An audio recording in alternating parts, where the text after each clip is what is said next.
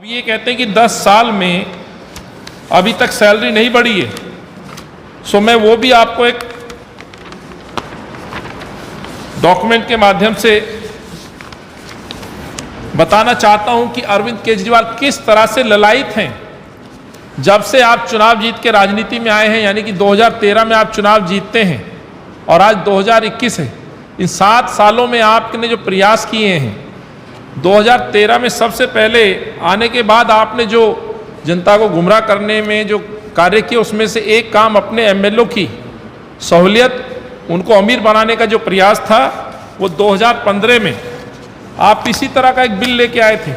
ये वो बिल की कॉपी है साथियों, जो मैं दिखाना चाहता हूँ। बेशक अब आप इसको बढ़ा रहे हैं, लेकिन पिछले 7 सालों से आप एफर्ट्स कर रहे हैं सैलरी बढ़ाने के लिए।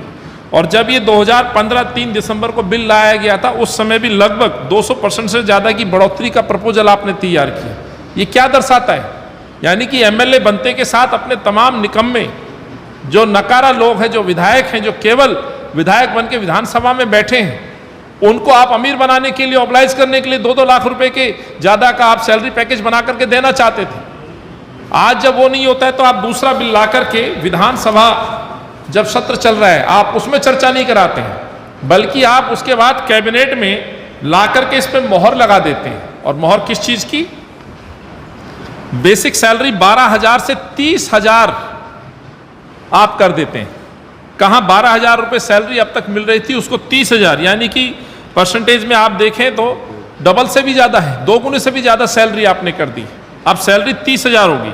निर्वाचन क्षेत्र का जो अलाउंस है 18,000। मैं पूछना चाहता हूं, निर्वाचन अलाउंस में ऐसा कौन सा खर्चा है, मुख्यमंत्री जी बताएं या उनके विधायक बताएं कि निर्वाचन क्षेत्र के अलाउंस में हमारे ये खर्चे होते हैं, जिसको 25,000 रुपये कर दिया 18,000 से 7,000 की बढ़ोतरी।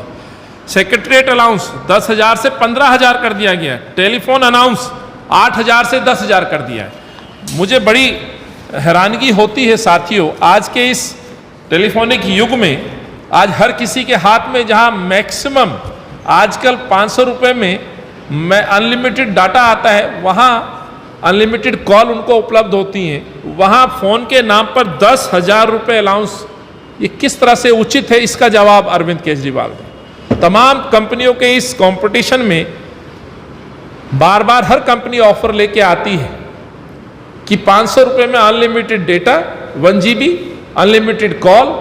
आपकी सरकार के फेलियर के लिए इस दिल्ली में जो अफरा तफरी मची, सांसों के लिए लोग सड़कों पर तरसते रहे, ऑक्सीजन नहीं मिली, बेड्स नहीं मिले, इलाज नहीं मिला और लोगों की मौतें होती रहीं। इसके लिए दोषी कौन? 50,000 के करीब मौतों के आंकड़े बताए जा रहे हैं। उस पर जवाब देना चाहिए था, जवाब नहीं है तो उस पर इस्तीफा देना चाहिए था, बजाय आपको सैलरी बढ़ाने के। साथियों, जैसे मैंने कहा कि अपने विधायकों के लिए बड़े चिंतित दिख रहे हैं।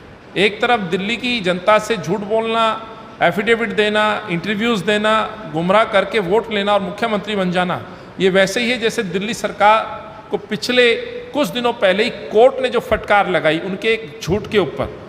कोरोना काल में मकान मालिक और किराएदारों के उस रिश्ते को लेकर के जब अपील पे कि किराएदारों से पैसे मत मांगिए, मैं आपको पैसा दूंगा। ये उदाहरण मैं इसलिए कहना चाहता हूँ, माननीय कोर्ट अरविंद को ये बार बार निर्देश दे रही कि आप यदि कोई वादा करते हैं तो उसको निभाइए। तो ये एक और उदाहरण है आपका दिया गया एफिडेविट, जिस पे आपको अमल करना चाहिए। और इस एफिडेविट को लेकर के हमें अब कानून के पास भी जाना पड़ेगा। तो दिल्ली प्रदेश कांग्रेस कमेटी कानून के पास भी जाएगी, इनके झूठे और खोखले वादे जो कि लिखित तौर पर अरविंद केजरीवाल ने दिए थे।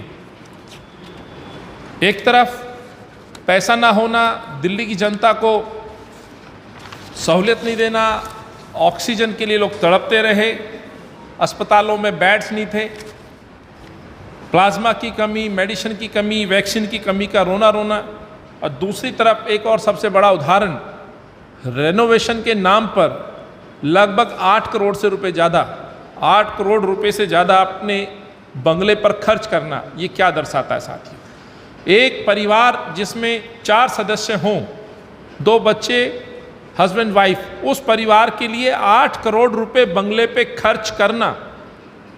अंदाजा लगाइए किस तरह के खर्च उस घर और बंगले पे किए जा रहे हैं। जिस बंगले में कांग्रेस के पूर्व डिप्टी स्पीकर रहे हों, जिस बंगले में अपने खुद दिल्ली विधानसभा के स्पीकर भी रहे हों, डिप्टी स्पीकर रहे हों, और जो बहुत अच्छी स्थिति में रहा हो बंगला, उस पर फिर से तोड़ करके 8 करोड़ रुपए, यानी कि किस तरह के उपकरण वहाँ लगाए जा रहे हैं, ये दिल्ली की जनता को दिल्ली के मुख्यमंत्री बनाएं। जो सुख सुविधाओं के नाम पर जो एस्टिमेट तैयार किए गए हैं बंगले के अंदर, जानकारी हमें ये भी मिली है, ना केवल उनके बाथरूम बल्कि उनके खामसान जो उनके कुक, बल्कि खबर ये भी है उनके घर में पलने वाले जो डॉग हैं उनके लिए भी एसी की व्यवस्था। कि केजरीवाल साहब जो सीधे तौर पर झूठ बोल रहे हैं कि 2011 से तनख्वाह नहीं बढ़ी, और जो केजरीवाल साहब ये कह रहे हैं कि दिल्ली के जो एमएलए उनको सबसे कम सैलरी मिल रही है, देश के अंदर इनसे नीचे किसी भी स्टेट के एमएलए को सैलरी नहीं है। तो मैं बताना चाहता हूं साथियों, दिल्ली में यदि 90,000 रुपये सैलरी मिल रही है अब, तो केरला के अंदर अभी भी 70,000 रुपये। दिल्ली में 90,000 है तो छत्तीसगढ़ में आज भी जहां कांग्रेस की सरकार है तो 80,000 रुपये सैलरी है। वैसे ही पश्चिम बंगाल में 81,800 रुपये है, पंजाब के अंदर लगभग 84,000। ये वो स्टेट हैं जो दिल्ली से बहुत काफ़ी पीछे हैं। और अरविंद केजरीवाल कहते हैं कि दिल्ली के एमएलए को सबसे कम सैलरी और अलाउंसेस मिलते हैं। तो सीधे तौर पर अरविंद केजरीवाल का एक झूठ और जनता के सामने।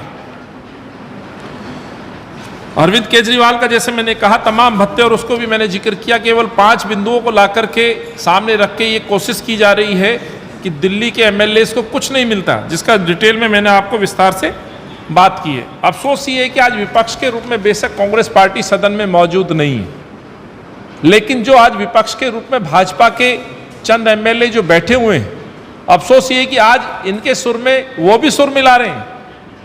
उनकी भी भूख और इतनी बढ़ गई है कि वो भी आज आम जनमानस दिल्ली के लोगों की जो नेक कमाई से टैक्स से मिलने वाले जो पैसे हैं वो भी अपने प्रयोग के लिए उसमें हाँ में हाँ मिला रहे हैं।